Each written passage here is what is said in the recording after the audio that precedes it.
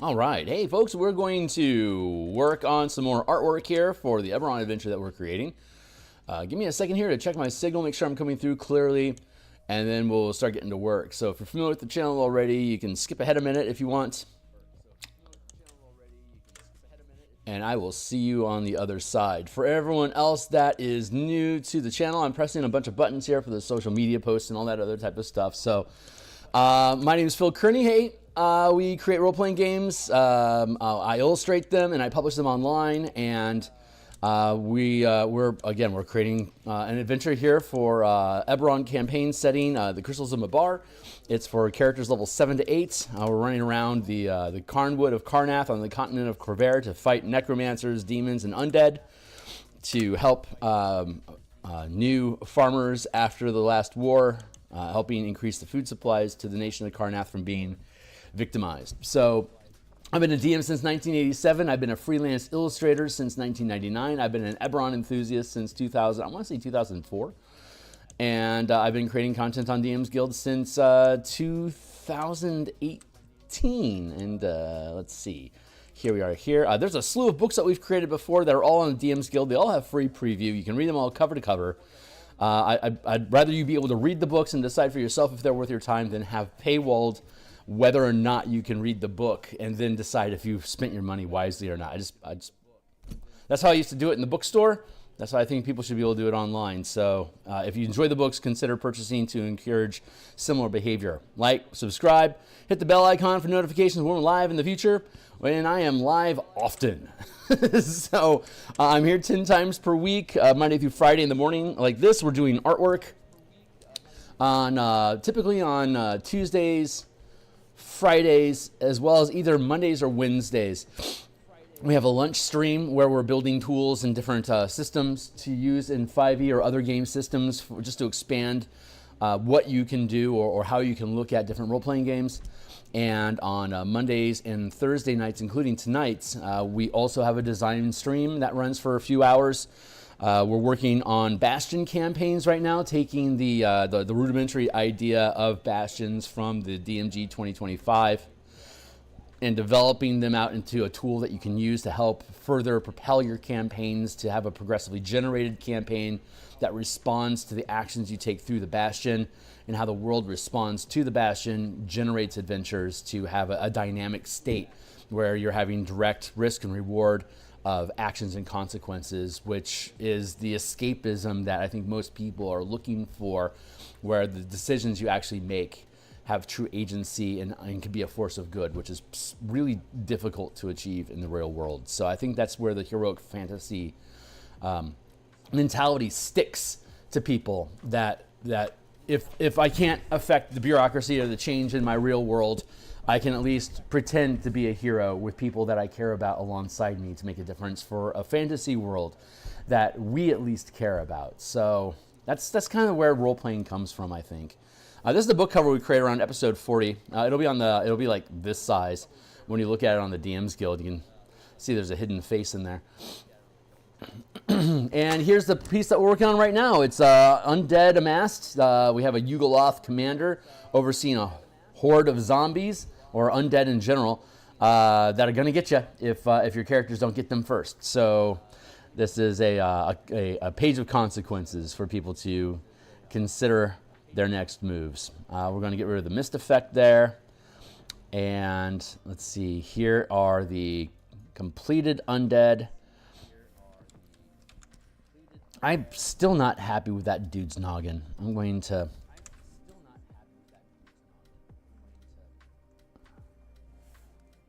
get a bit more darkness. Let's just get a little bit more darkness in here. Are we working today, photos? Yeah. Let's bring this down.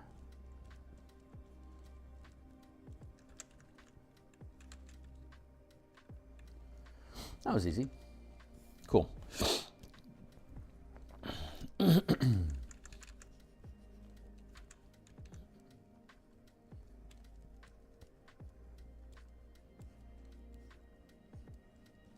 So we're still working on the page layouts for this. This project is by far more difficult than anything else that I've ever done. That is not an excuse. That is a celebration and challenge. Because if you're just doing like character options or like monsters or whatever, you just need to have 2 columns and an alphabetical list and patience. Just knock down things, put them in alphabetical order, add in some illustrations, publish the thing, move on to the next piece. Very simple layout options. I've done that a lot, and I'm going to be revising the color mana books that I've published on DMsGuild. They're linked down below, but it's my layout and page production skills have improved to the point where I am far outshining what that collective work has been provided. Plus, I have an opportunity to just improve some of the artwork that's in it because I'm a better artist now than I was. So, this book is a vertical 3-column format. If you aren't familiar with it, it's a 16:9 format. It fits on pretty much every device that you could use. Just to demonstrate again for the masses that haven't seen it, go ahead and full screen your video here on YouTube if you want, and you can see this is very legible. Very, very legible. It's 10 inches tall, 17 inches wide. The bottom ribbon down here is will be a navigation bar that can bounce you to different points in the adventure. And we're going to fix this is just a placeholder for the border that we have, but you can see that all the text that's inside the space is very easily read. And and then on top of that, each individual column, it doesn't show right here because I'm stuck in a horizontal format. But in the vertical plane, this is also, it's 5.5 inches by 10 inches. So that's roughly a 16:9 format as well. So if you wanted to really limit yourself to one vertical pane, each one of these columns fits inside that pane. This is a pretty experimental model. I've never worked in this format before. I've seen it in other adventures. There are a few other products on the DMsGuild that is utilized this device-driven format, and it compels me. So it just feels like it's a horizon that I can explore on, and I'm excited to do that. So that's where we're at right now. It's a different type of structure that I've never worked in that format before. I'm figuring out as I go along, like everything else that I do. And so it's taking a little bit of time to make all of that stuff fit into place. But of the 102 pages of content that we have, we're done with about, I want to say about 75% of it, like 75 pages. We've got, we're working on the 2 final dungeons right now, and the monster manual, the new monster manual gets released next week on Tuesday. I have Monday off because of holiday, and I'm not sure. I don't know what my Tuesday is going to look like, but I will have access to the monster manual on that time.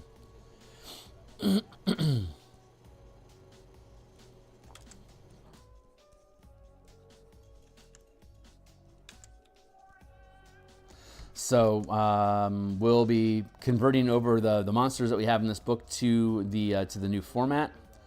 I'm playtesting in the martial power system. We're running level 4 right now, but we should be hitting level 5 in the next couple weeks, and then we'll be able to start exploring the monsters that are level appropriate. This is a 7th or 8th level adventure. And if you do absolutely all the content in it, you could start at 7th level and end at 9th level. But we don't assume that you're going to use everything in the book. It's built like a toolbox with different physical locations triggering different events that the characters have the opportunity to back away from. And there's random encounters and stuff that are threats that get triggered once they get access to a certain portion of the adventure, but they can always backslide and take a long rest if necessary. And there's a number of days, like anywhere from 3 to 6 days that the characters have to complete the mission. And they could technically get it done in 1 day if, depending on where they start in the adventure. So there's not a heavy time constraint. There's pressure, but it's not breakneck speed. So they have time to slow down and explore stuff without direct threat of, like, you know, the world ending on them if they aren't expedient. They have the time to play and explore and create connections with the NPCs that can be found inside of the adventure. And one of the side benefits to running the adventure is it establishes a bastion for the characters in the Carnwood, where they can start having oversight and protective relationship with these new farms that are cropping up, these little communities that are trying to rebuild the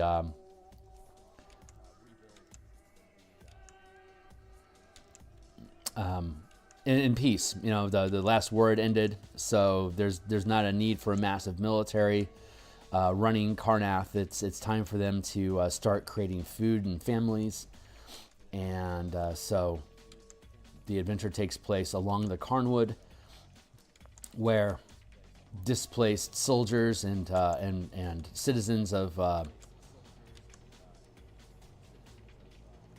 Sire are basically relocating, settling, and starting to farm to produce food. If these people are producing food, then the nation of Karnath isn't particularly concerned whether they were originally Karnathi citizens, Siren, or just stuck there from another nation. As long as they're peaceful and productive, they don't care. Make food, send it to market, help us grow. That's what Karnath's stance is currently at, and they can worry about specifics later once the economy is stabilized.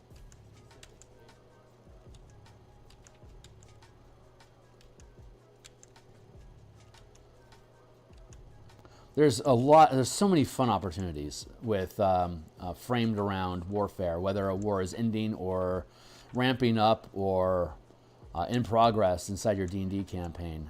War really is just a massive opportunity for adventure in general. And I don't remember offhand who it was that said it, or which person's sticks in my craw about having said this, but there should be conflicts happening in your world. There should be dynamic activity taking place in your world. There should be always a flux of disease, that circumstances in calm society can change, that things that are in uprest can be calmed. There's always a flux state of change of safety versus risk. And having your characters skate along that edge is where the opportunity to make a difference in your campaign world exists. Like in a prosperous nation that's at peace, the only real risk is crime, right? You become crime fighters. But if you're in a war-torn state, or if a necromancer leader has taken control of your nation, there might be insurgents or revolution or military retaliation from other governments that stimulate a lot of activity and adventure opportunity through a military frame, or from a freedom fighting sort of motif. I think motif is used correctly there.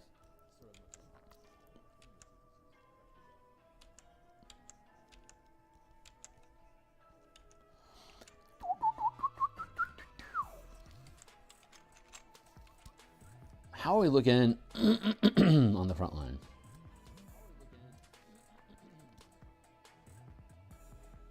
Yeah, that's about where it's supposed to be at. Good, good. So let's take these guts.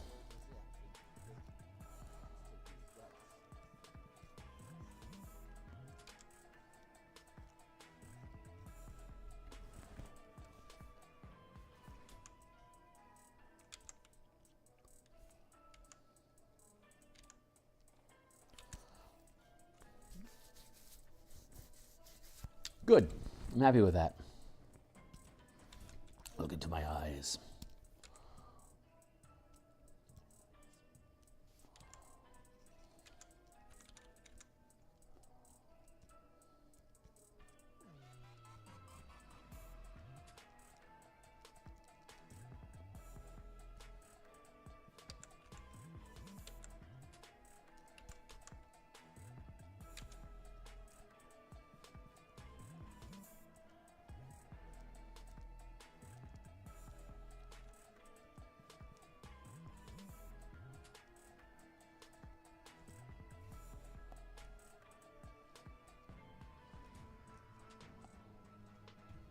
There we go.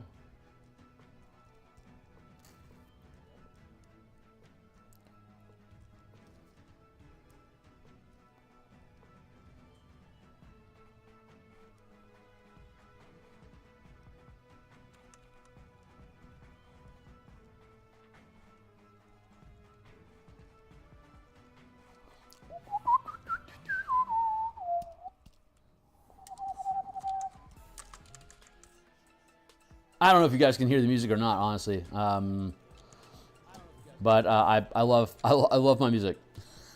Epidemic is a pretty good station, streaming service. I enjoy the music that that is available on it. I've been listening to these songs while I stream literally for years at this point.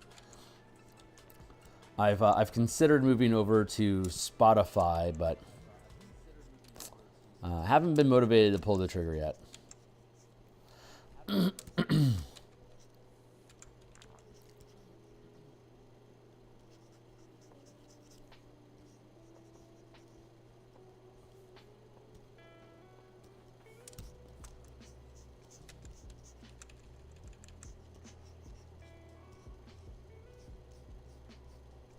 Ba, ba, ba, boo.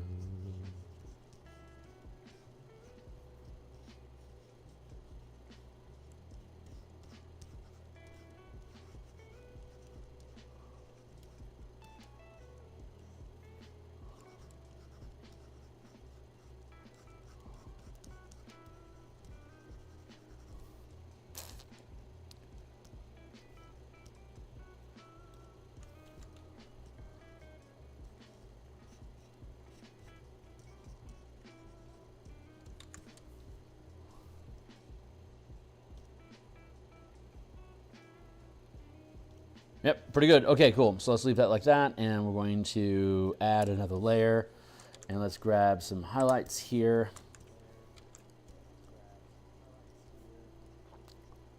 Begin applying them to the flesh here. So we'll do some highlights and shadow form work here for. Thank you, Timely Timer.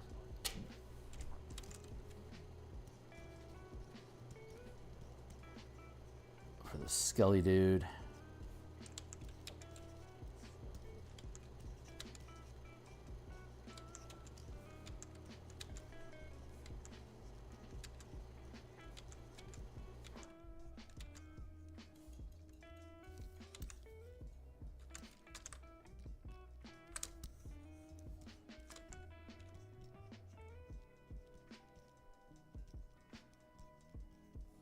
Let's do some of that.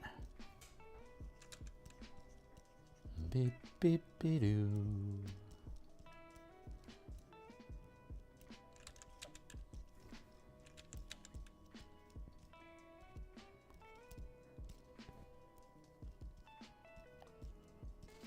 It's just a smudge brush that I created for doing Bob Ross paintings.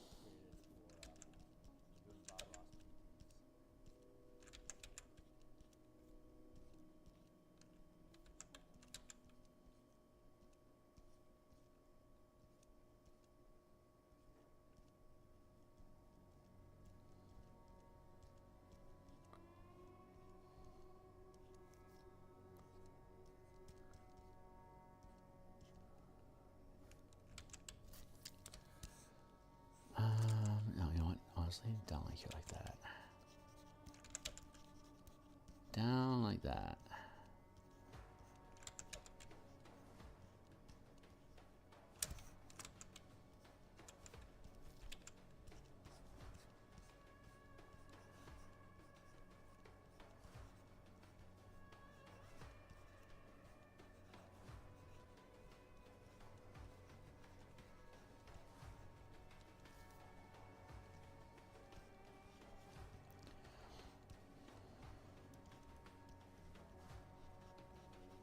This Skelly is intentionally incomplete because most of it's as we've seen, is behind other bodies. So I don't need to do more than the top. So I'm not going out of my way to increase my workload on this any more than I already have. So I'm gonna hit save because apparently I just locked myself up.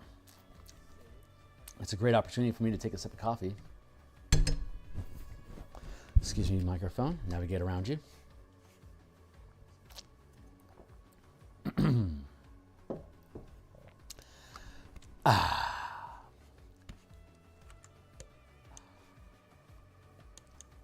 it locked up, so I have to close it and reopen it. That's okay. There.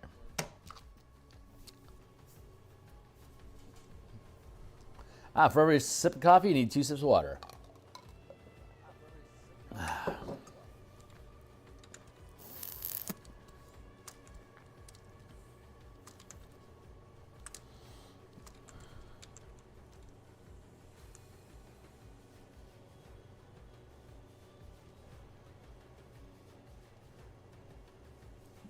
So once we finish this illustration, we have all of these artifacts to do.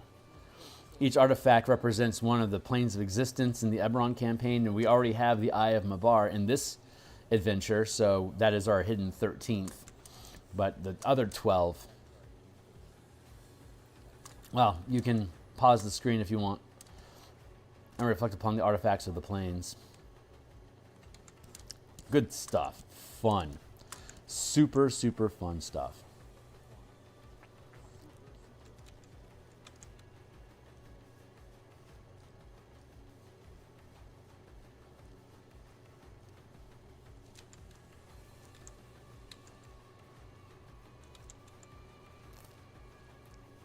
One of the things that I'm really leaning into in this adventure are mobs.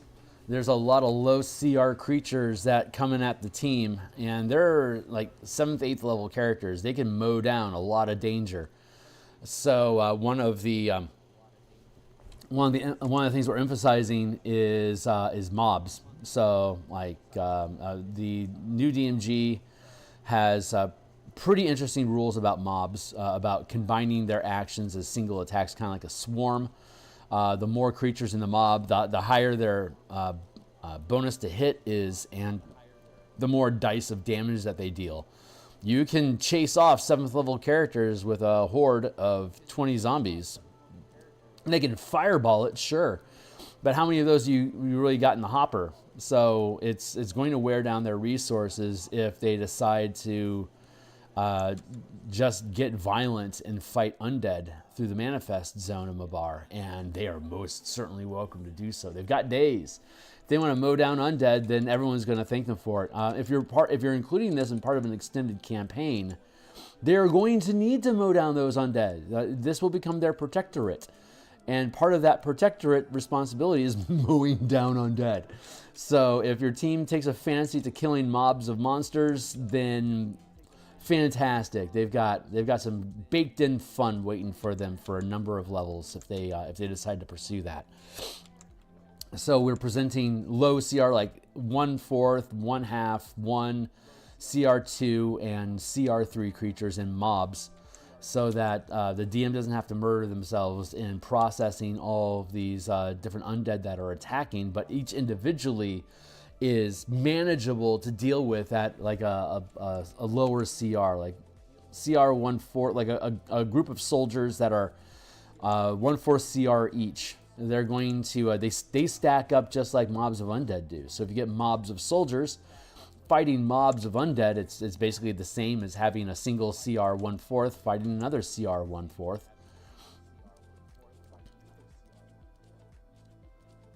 Another thing that I appreciate about the new DMG, or just 5e in general, it's starting to lean in the direction of how I actually like to run campaigns. So I guess selfishly I'm most interested in that there's now a frame of reference that I can use to expand on the ideas of gameplay that I like to contemplate and implement in my own campaigns. There's language starting to exist in 5e to Like for example, the Dominion style of play of running a guild or a settlement or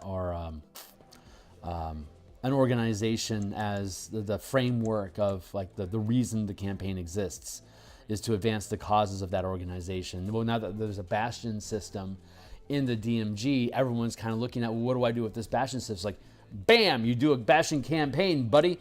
And then I slap the bastion campaign book down. It's like, we play like this. We do this. And then that's what we do. And it ends up being fun. So like that's the way that I'm attempting to approach all the content that is being produced for 5e now. So we have no idea how much or little the WotC team is actually going to lean into the idea of bastions. None of their books in like their published adventure novels have really leaned in any sort of direction like that. So I will be interested to see how they decide to change the format of adventures that they present to help facilitate these different modes of play. Good times. It's a little slow, and they've kind of missed. I think they kind of missed the beat, and that they've lost momentum as a result of being sluggish on implementing ideas like this. But I honestly, it's a hell of a lot better late than never.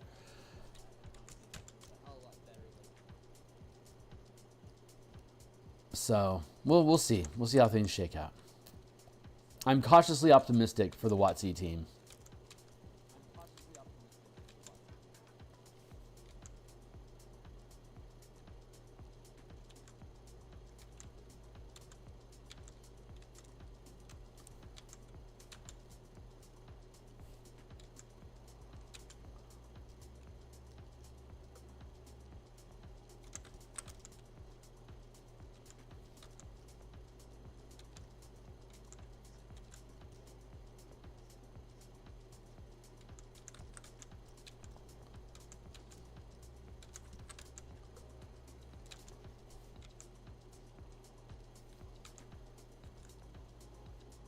That feels pretty good. Let's grab some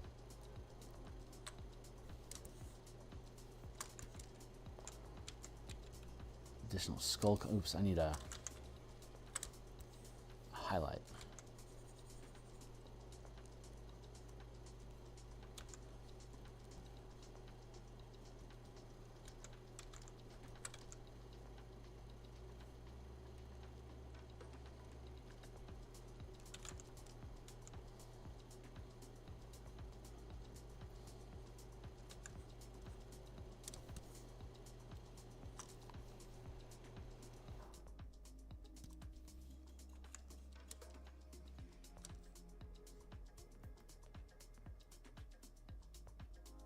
Yeah, not bad. All right, let's merge this guy down.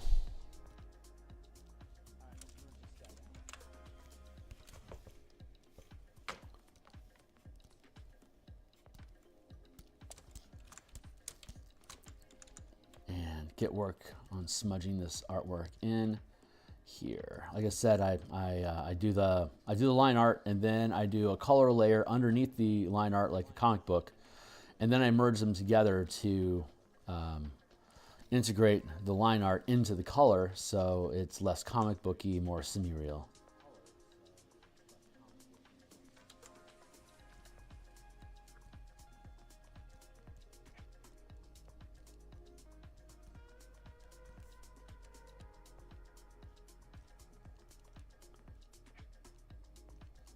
I have no particular interest in photorealism. Photorealism was important when we didn't have photos.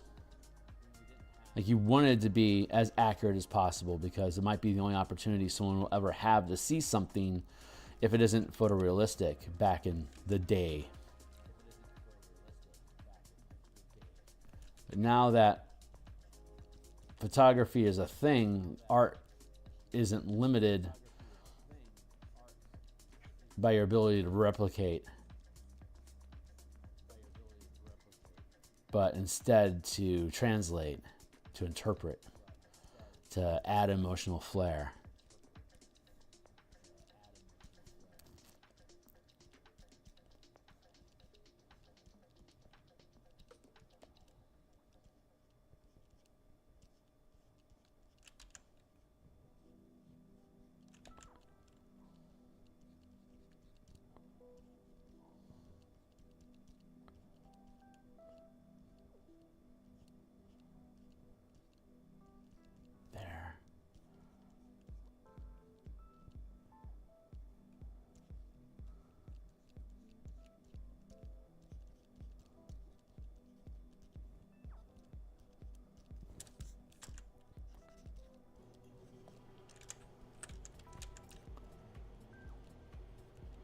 Blend all that in.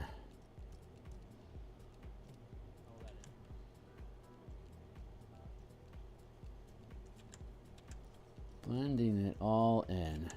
There we go. So we're going to be back. We're going to be back online tonight at some point. I feel like I want to start at 5:30 Seattle time, which is like 8:30 East Coast, but something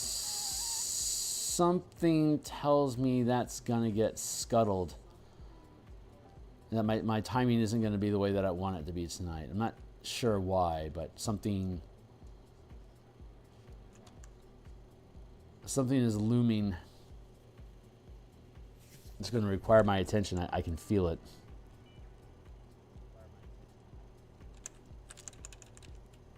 So I'll be on when I can be on. But we're working on the bashing campaigns tonight. We've finished rebuilding all of the facilities that are in the DMG and added some, and now we're going to start simplifying the benefits that each facility provides and basically codifying them. I'm gonna pull this in a bit. Nice. Codifying them so that most of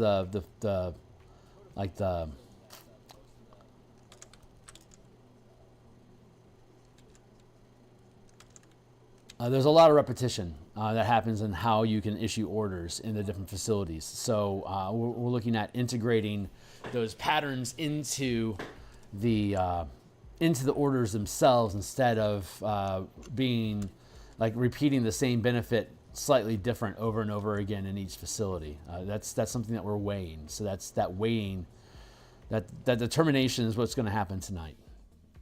So if you've been checking out the Bastion campaign, this is shifting gears into the next phase of simplifying and standardizing the language mechanics that go along with the Bastion campaign philosophy, for lack of a better word, I guess.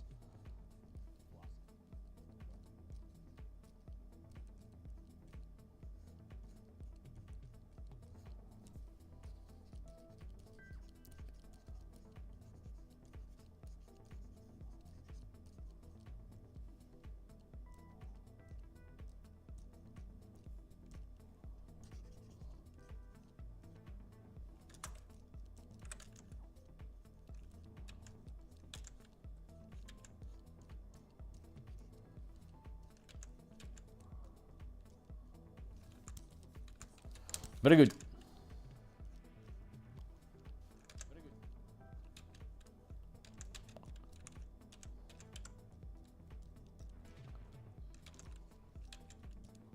Yeah, like that. Feels good.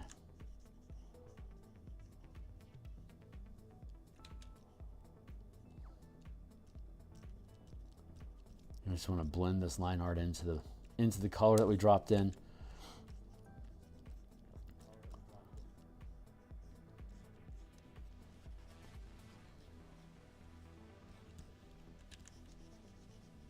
The line art, for the most part, makes really good form shadow, like the way that curved objects, the light doesn't hit the back end of the curve, as well as the front surface. That's something that you can easily lean into and exploit with this style of art.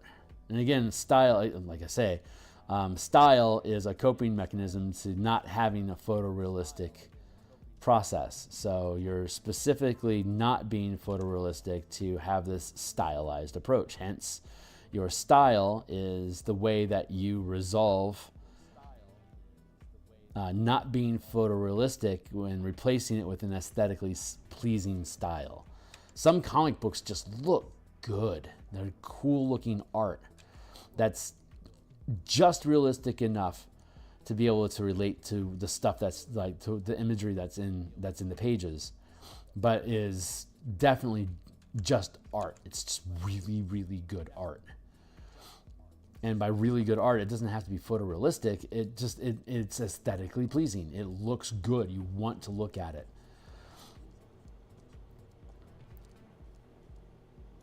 That is a good style.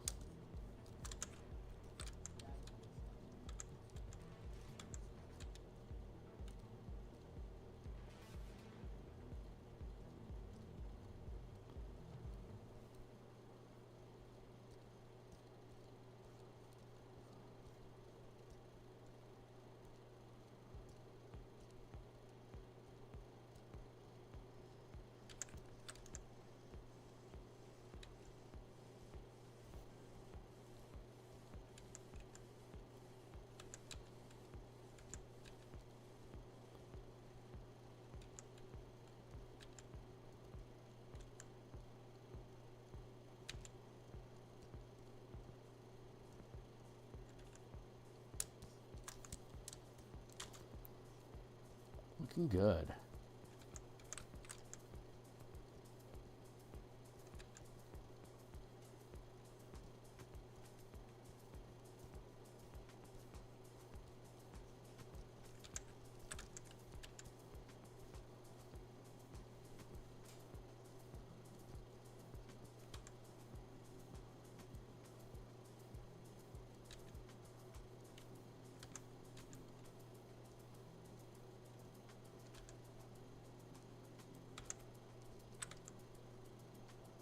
Add in some of these black marks on these little black shards sticking out of its flesh. That's a common theme that we have in this adventure. The crystals of Mabar are basically condensed nodes of necrotic energy, crystallized. They can be powdered and used in magic in spellcasting rituals or as spell components for darkness and necromancy spells. So they're incredibly valuable, and they just grow on these undead.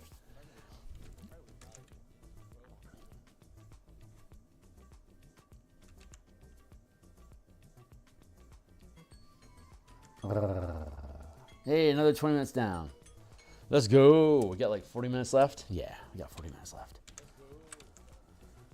So this guy will be done, and we'll be moving on to the next piece. Where am I at?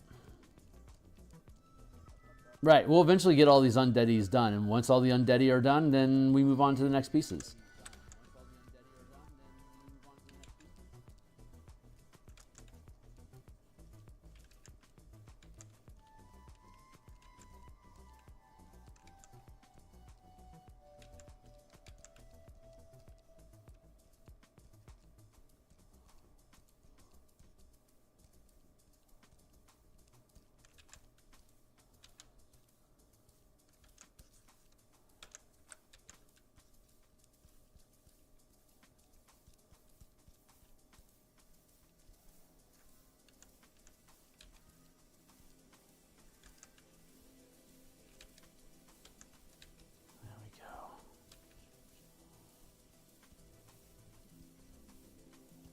Easy enough.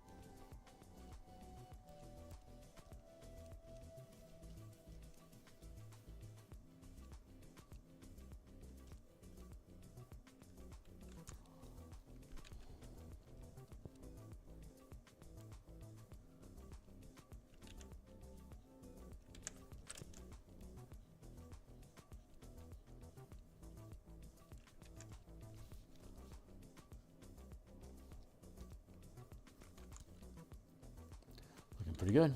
Not quite there yet.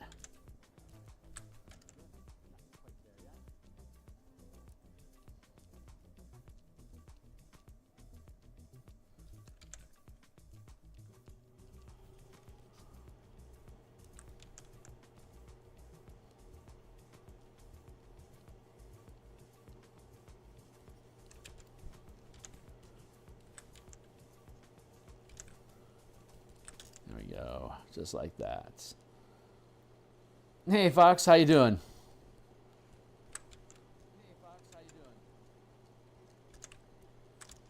Oh, business is treating you well, sir?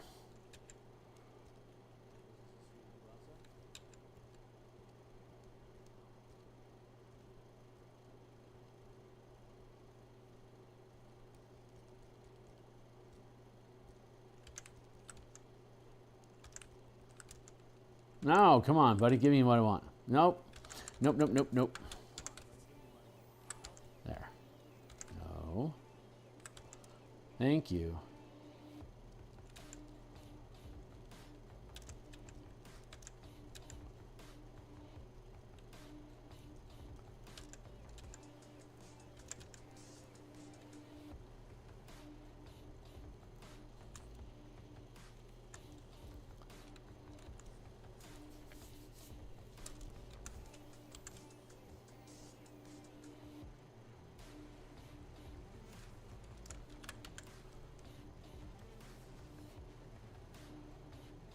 Heads being too big is a theme I have.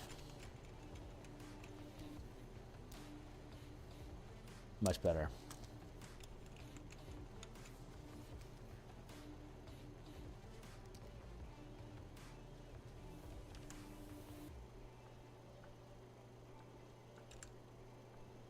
Looks pretty snug.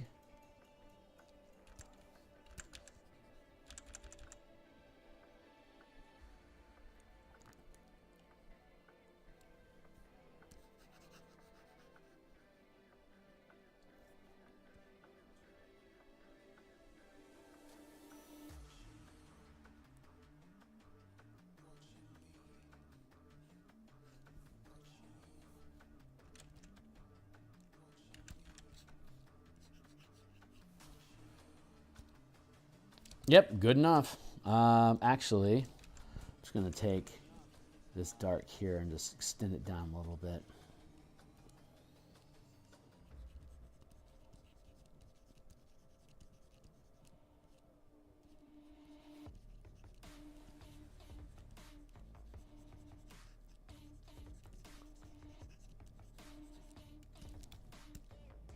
Cloud brush.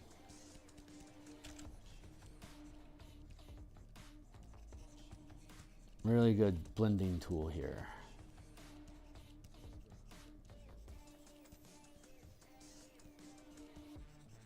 I'm at 2,908 hours of watch time per year now.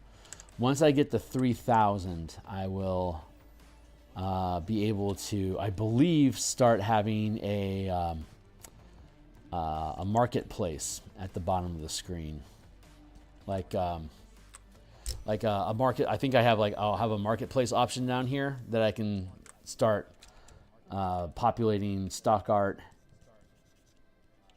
into, and then I'll implement a licensing on my Patreon. So if you chip $1 into my Patreon each month, then any stock art you purchase from me you'll have basically while you retain patron with me, you have unlimited publishing rights to use that art in any books that you're making for yourselves. So most people won't have any real value behind that. I think I don't think most of some of my followers are designers that could potentially make use of the artwork that I create, but it's just mostly there as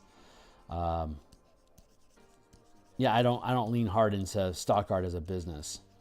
There's a lot of established players in that, and I'm making art, so I may as well put it out there as stock art as well, just, for whoever might need it. But it's not my drive. I'm really, really cautious about what I try to monetize and make a business out of this hobby of mine, because if I kill the creative vibe that goes into me being able to create ideas and artwork and show up every day to push the ball forward on these ideas, then the more I try to monetize it, the more it feels like I'm doing things for money instead of for inspiration. And I think where I'm at right now, the drive of inspiration is the most important asset that I have in whatever it is that I'm doing here.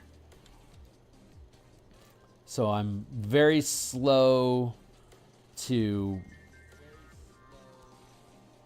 monetizing my shit. I mean, it's luckily something I don't rely on. I've got a pretty good day job that I appreciate and enjoy working in, and so producing books and artwork like this is a reprieve from my daily life. It's not my daily life. I do it daily because it's something I'm passionate about, but I don't have to fret on a decision like, if I don't get this book done in the next 3 weeks, how am I going to make my mortgage payment? Like that is not my reality, and I don't anticipate myself being in that place for probably a number of years. So if I ever do get to a place where the ideas that I have and the art I produce and the books I make are sufficient to pay for me and any family that I need, then it's supposed to be, and I'll have developed it the way that I need to develop it for it to remain pure to what I want. And that, I think, is the most important thing to me in this whole process, is establishing my own rules of engagement.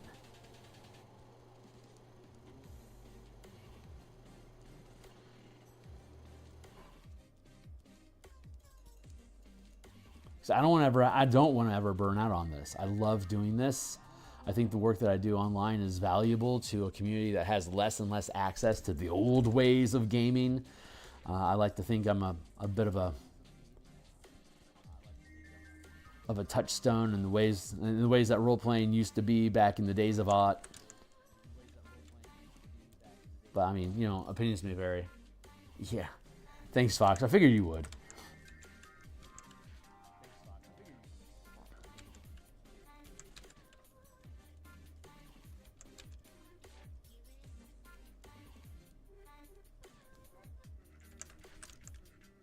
How's my sound balance? Fox, since you're here, what's my sound balance? How is it?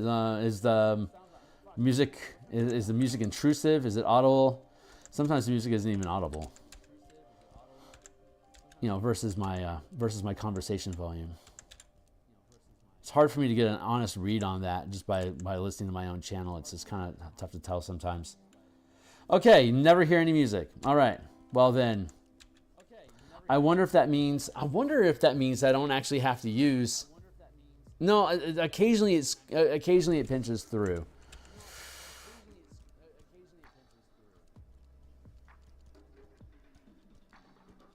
I've been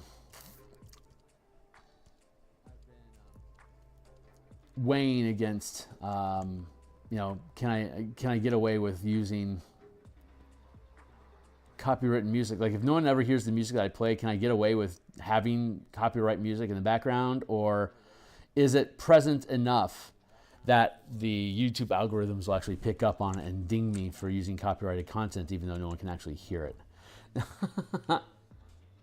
You have a phone, sometimes another messaging system, but I have not heard music before. Okay. Yeah, I have music streaming literally every time I log in as background noise for myself, but yeah, that's weird that it doesn't come through.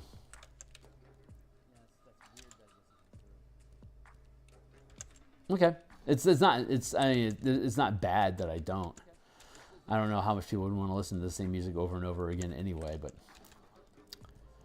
thank you. Yeah, no kidding, right? It's the tempo. The tempo of the beat itself helps push the pen. You gotta have music playing. But when I'm off screen painting, I'm normally listening to, you know, like music that you would like, Led Zeppelin, Rush, Pink Floyd, a lot of EDM. Listen to a lot of mixers, like YouTube mixers. Like Miss Monique is probably my favorite streamer.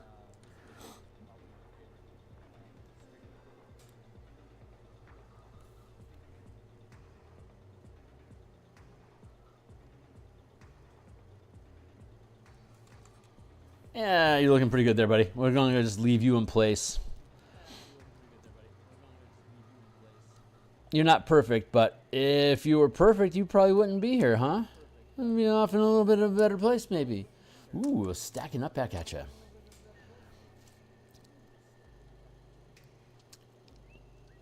Yeah, that's going to do.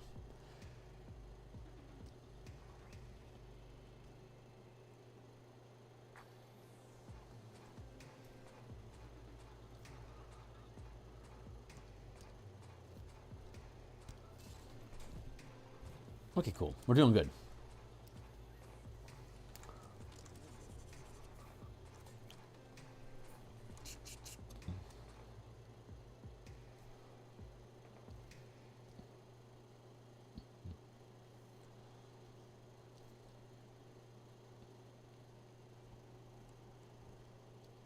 Yep, all right.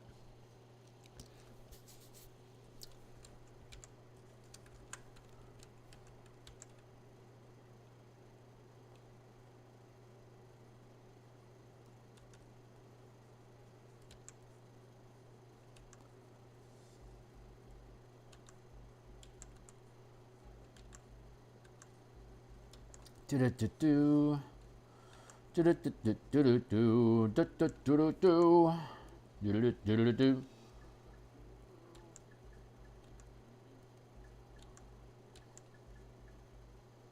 What's that? I tried listening to my vinyl while work physical medium. Oh, really? Oh, God. I can only imagine getting acrylic on wax and how the needle would get stuck on it. Oh, man.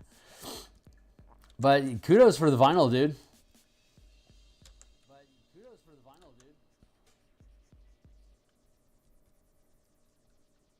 I remember listening to vinyl on my parents'. They had like one of those giant cabinet type of stereos. It had a record table, a radio, and an 8-track built into it. It was like the size of a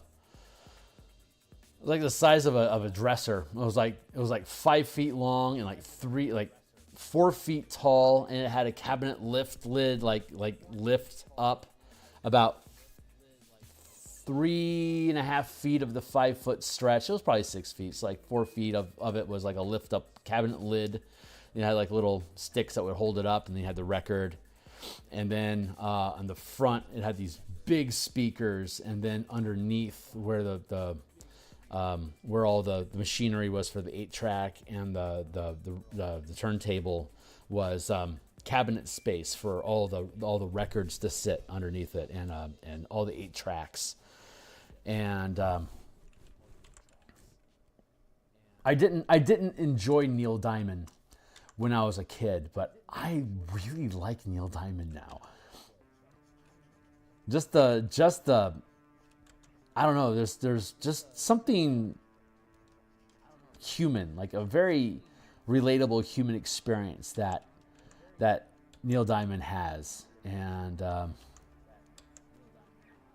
don't think a kid could appreciate it because they haven't had enough time to be human to appreciate how harsh or how amazing the human experience can be. I think I never really thought about that, but it's some music you can't appreciate until you've suffered. And kids really shouldn't be in a place where they can understand and appreciate a perspective of suffering. Like, that is something that children should not have to relate to. So I was fortunate I didn't relate to hard times or lost dreams or hope for things that would not be.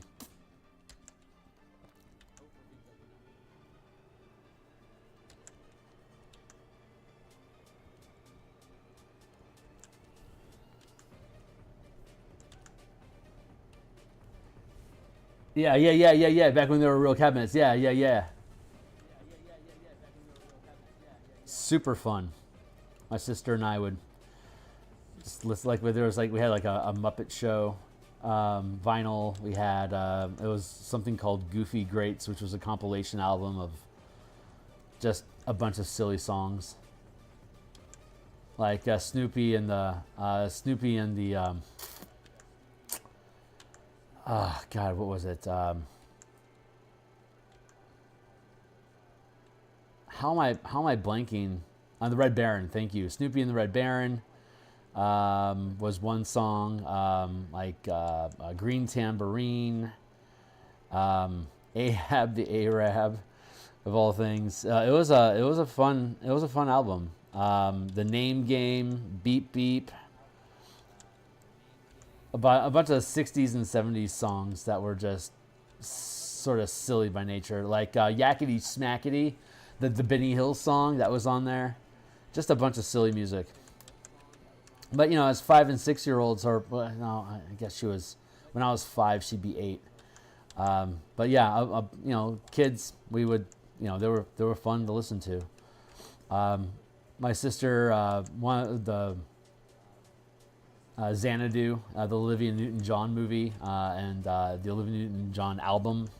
That was something that she listened to a lot. Grease, we had Grease on vinyl. more Olivia Newton-John stuff. My parents liked Olivia Newton-John. My sister liked Olivia Newton-John a lot, and I kind of picked her up as a family touchstone. But as I've aged, I appreciate her music more and more. Rip.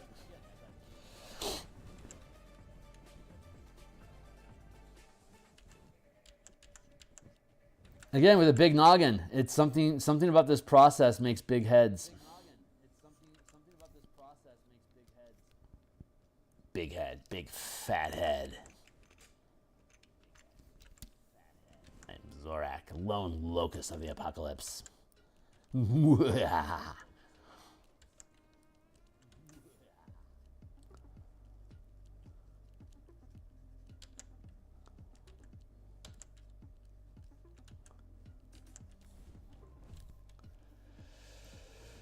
Just, yep, completely irrelevant. I don't really need to worry about this artwork too much back here because it's just going to get covered up by other frontliners. Hey, thanks, Timely Timer.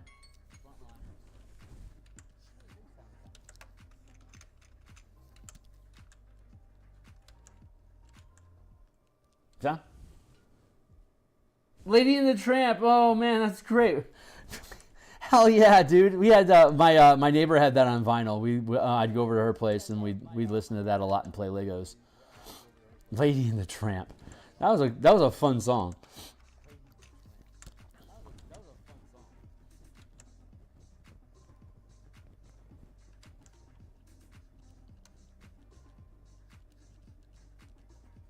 I mean, they're Siamese if you don't please. Doesn't really matter. I like to think they were evolved humans before the necromancer got a hold of them. The matter behind the big heads. It can't be that I'm just a bad artist, right? You're very generous.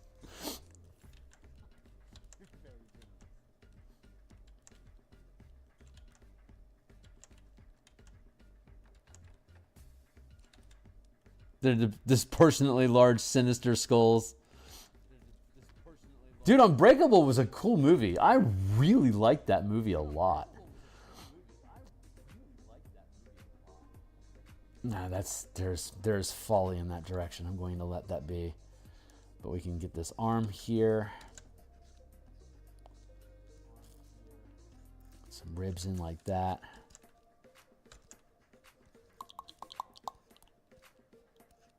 Meh. Meh. Meh.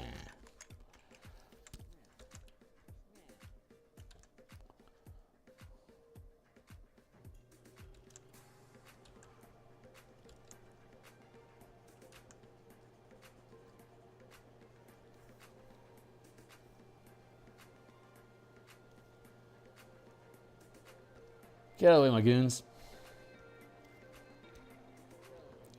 All right, we'll come back. Yeah, okay.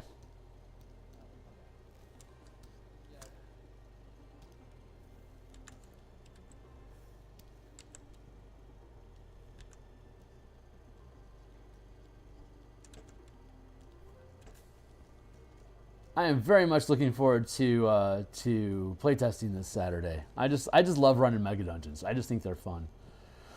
And not this week, but the following week, we'll start integrating the 2024 monsters. So I think we'll see a potential shift there.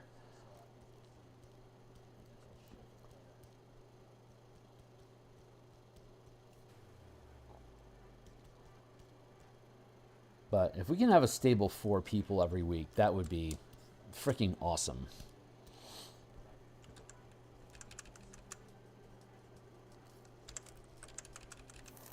I think like once we get around level 6 or 7, I think we'll start integrating the full casters into the team.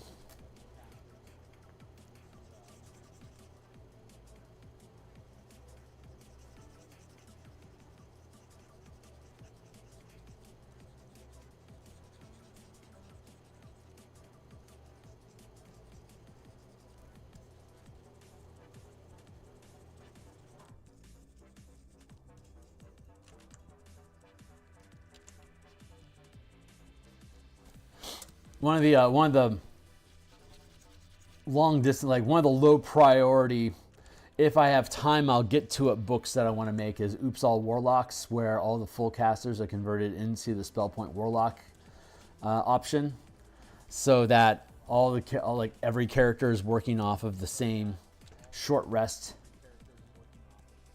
resource mechanics, so you can think less about your day operating as a long rest and instead think of it as a short rest mechanic, so that you don't have to have, so that you can break the tempo of your day.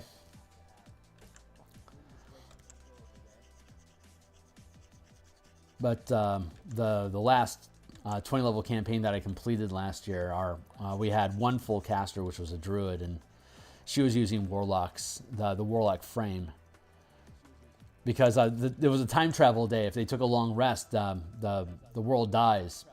They only have 16 hours to save the earth, and at the end of those 16 hours, everything dies. Like the entire world explodes basically, and they get reset back to the beginning of the day. So they get their 8 hours of sleep after 16 hours. World resets, and then they get their 8 hour rest, like their 8 hour rest, and they wake up back at the bar, hungover again with a full rest. So every time they fail something, like they could have multiple long rests over the course of one day, but a long rest is a fail state and they have to start over. So we wanted to have something focused around short rests, so that if they were in a dungeon and they were running out of time, but they could squeeze in a short rest to reboot, to refresh all their resources to push through the dungeon a little bit further. We wanted to have that system in place, so we converted. We only had the full caster was a druid, so as part of that process, we created, instead of warlock invocations, she was able to pick invocations to improve her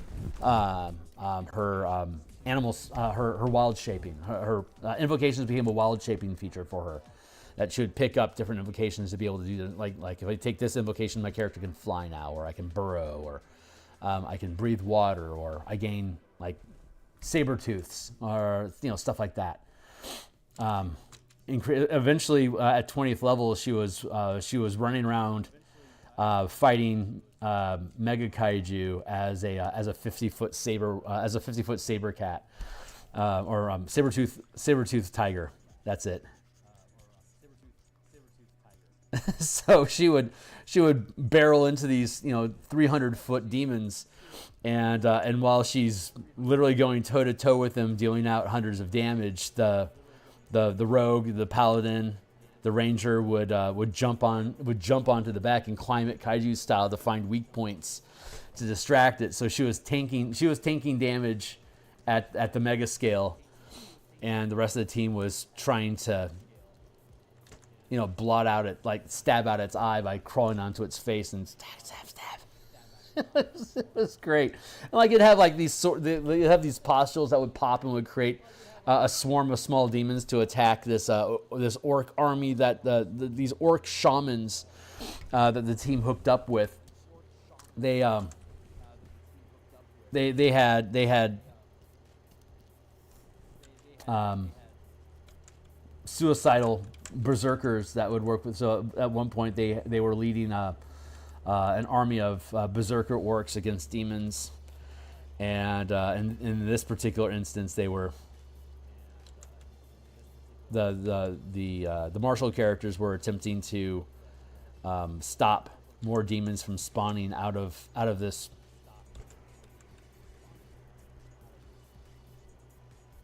mother demon. Anyway, I'm rambling a little bit. Yeah, warlocks. The idea is warlocks, that any full caster class can use warlocks, like a sorcerer could use invocations for meta magic, right? A wizard could use invocations to further buff the amount of spells that they would have access to. A cleric can use invocations to diversify how they would use their channel divinity. Bards can use invocations to like modify inspiration, for instance. A lot of different ways to play it. So it's a low priority but interesting project too, because I just think Warlocks are by far the best of the full casters, because they have the high level magic once they get to level 11, but otherwise they feel a lot like a half caster.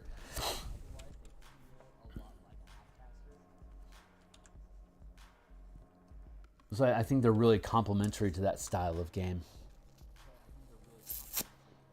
That feels pretty good, so I'm going to let it sit. Let's grab up some more material.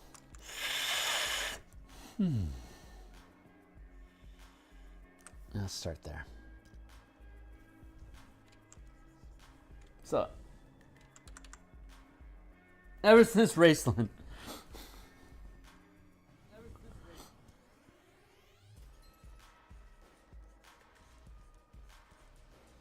they never explained how during that last test how he was able to generate so many fireballs to just absolutely slaughter everyone that was in the Black Order. Or was it red? I don't remember.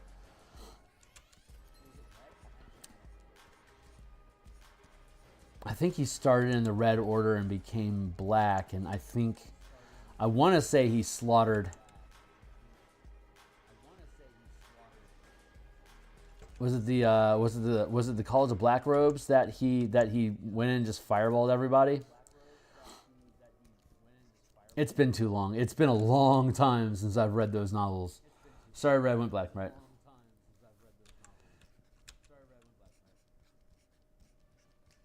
Man, Dragonlance was so cool. Test of the Twins was an amazing series. Like the autumn, like the Season Dragons, the original. Was it a trilogy or was it 4 books? I want to say it was 4 books. Anyway, the original story with all the main characters was cool and all, but Raceland and Karaman going back in time and hijinxing back then, that was peak Dragonlance to me. Although I never read the Legend of Huma. I intended to have read that and I didn't. Maybe I should pick that up on audiobooks.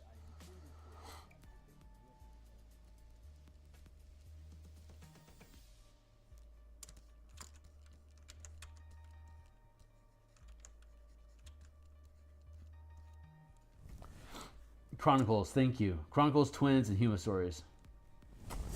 Right on. Chronicles, that was it. The Chronicles of Krynn. Or no, Dragonlance Chronicles. I don't remember.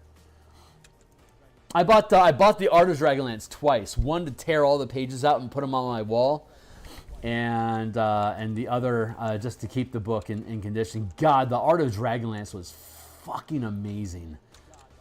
That whole book was a massive source of inspiration to teenage Phil getting interested in making artwork. I would probably say that the Art of Dragonlance was one of the major contributors to me deciding to make art my thing, like painting, art, and drawing, stuff like that. That and the Art of Dragon magazine, just amazing books. So much fucking good art.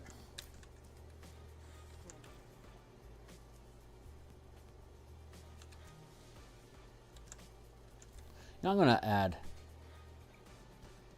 these back in. Oh my god, this guy's got like nothing going on back here. That's a little ridiculous.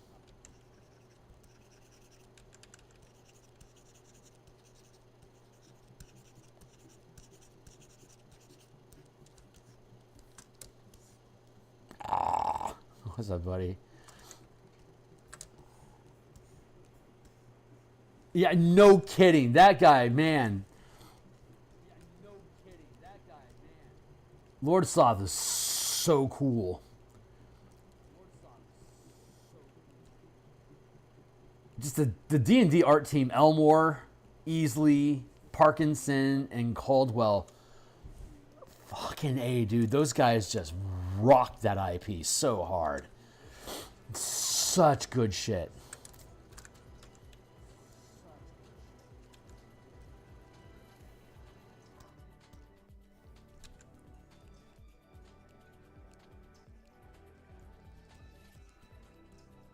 I will take a second here and geek out at you. Parkinson's, what do you mean we're lost? Is, I think, some of the most amazing acrylic work I've ever seen. Parkinson, Dragonlance, what do you mean we're lost?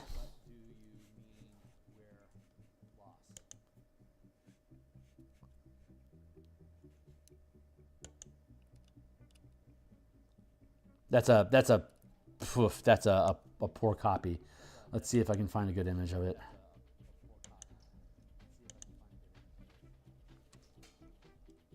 Yeah, fine. Use your cookies.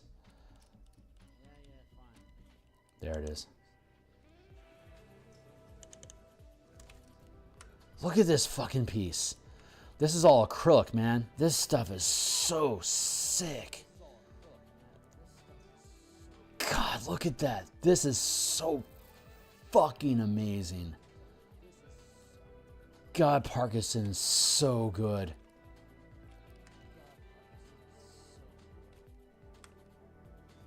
It's just a bunch of draconians trying to find wherever the hell it is that they're supposed to go to in the winter. And so that's the title of the piece is, what do you mean we're lost? So like this I don't remember the name of all the different styles of draconians, but obviously this guy's pissed off at that guy. No one is happy where they're at.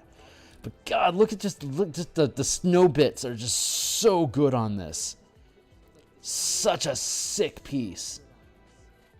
I love this. This is just some of my favorite art ever. What a bunch of badasses. All right, that's me geeking out for a second, so cheers. Yeah, I know, right? God, it's just so... Parkinson is so good with expression. It's so good. Oh. This is 16-year-old Phil geeking out. Don't mind me.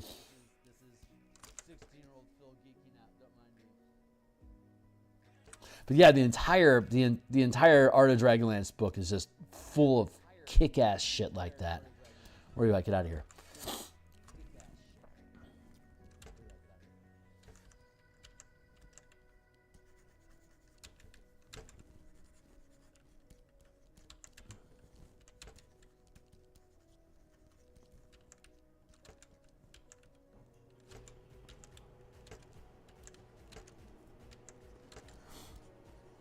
Without any color vision, I don't think I'll ever be like really that good. I mean, it doesn't stop me from trying. I recognize my own limitations, but that's just I think probably anybody, any level of artist would aspire to that level of quality. It's just even if you're a world-class painter, it's like that's just legitimately good work. So I don't really feel bad about myself when I set that as like the standard. Like that is, if I can achieve that level of quality, I will die a very happy Phil. And I do not mind spending the rest of my life attempting to reach for that level of pinnacle. So yeah, I'm a bit of a Parkinson geek, a little bit of a fanboy.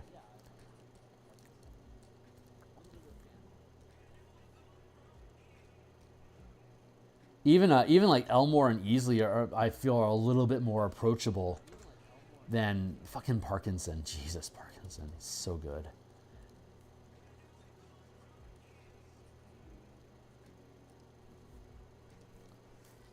And Caldwell did a lot of acrylic work. Caldwell did a lot of the art for like Ravenloft, the original Ravenloft, as well as he did a lot of Gamma World artwork. And I was a big Gamma World nut back in the 90s.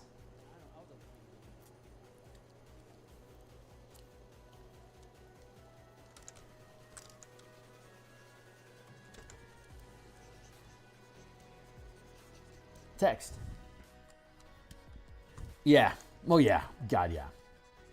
I mean, you can just look at an Elmore piece and you know it's an Elmore piece. Like Elmore's sense of style is unmistakable.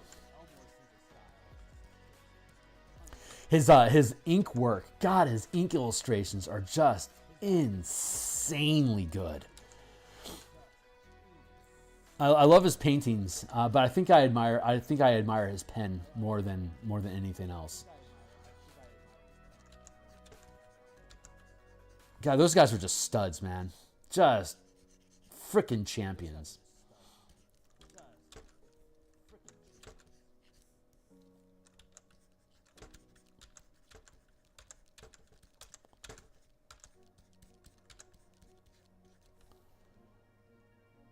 Meh.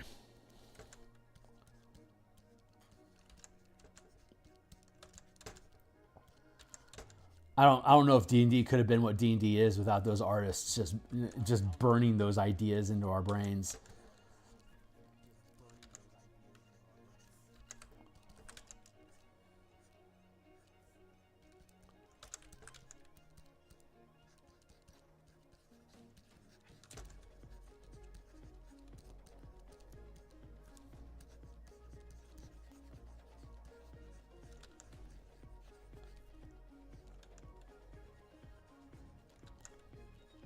Text.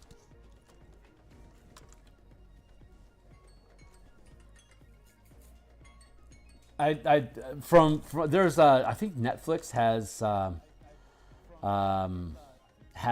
a documentary about the production team of D&D back in the TSR days, and if I recall correctly, it was that these were artists that were amazing in skill but dying inside corporate marketing art, that they had this opportunity to depict fantasy, which was other than like Conan book covers, like there wasn't like Boris Viejo and stuff, there wasn't a lot going on in that industry yet. So they really got to basically trailblaze this whole fantasy art genre, and like there's a sense of weight, I think, that goes into that like, if it's not us, who, that would. I mean, I'm compelled enough to wake up in the morning and do artwork every morning. I can't imagine just the sense of purpose that they must have had to be able to have this opportunity to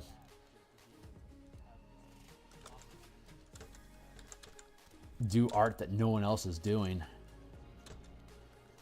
to basically grandfather this entire visual language of fantasy violence. It's just what an opportunity,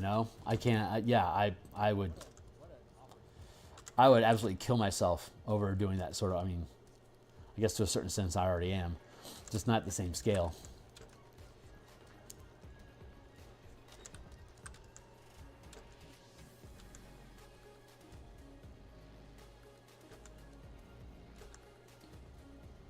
Yeah, I think they all had a level of frustration about the limits on what they were allowed to do with their art until this opportunity came along. It was like, yeah, imagination is your only limitation. Let's just dive into it. And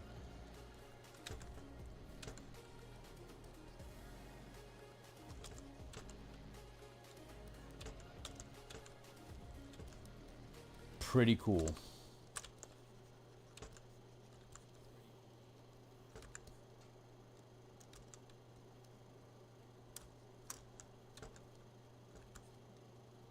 Yeah. Speaking of Trailblazers, Arthur Rackham has some art that I am absolutely in love with. I do not know Arthur Rackham. Kick me some links in the Discord. I want to see.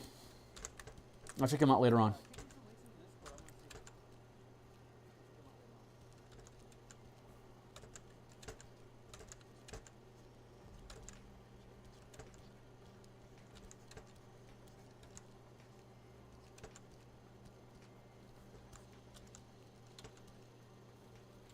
That's looking pretty good. All right, let's merge these together. Do the same thing.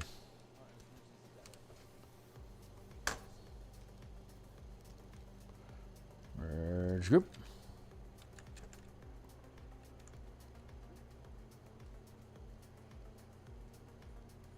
I need to switch back to my guitar pick.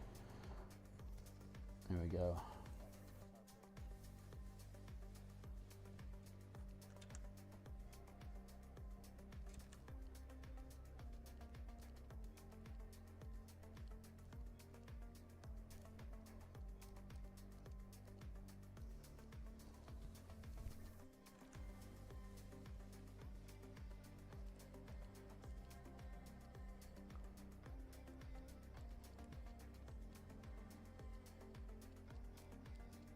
know I'm almost out of time. Oh, shit. My day is done. I need to get out of here. Oops. 8:03. It's time for me to bounce. Oh, yeah. I kicked through the timer when I shouldn't have. All right. Arthur Rockham did the original illustrations for... Oh, no kidding. Neat. Yeah, I got to bounce. I will be back. I'll be back tonight in about... like 9.5 hours, 9-10 hours, something like that. Anyway, good times, guys. I will catch up with y'all tomorrow. For those that catch up with me for the Bashing campaign development tonight, see you then. Later, guys.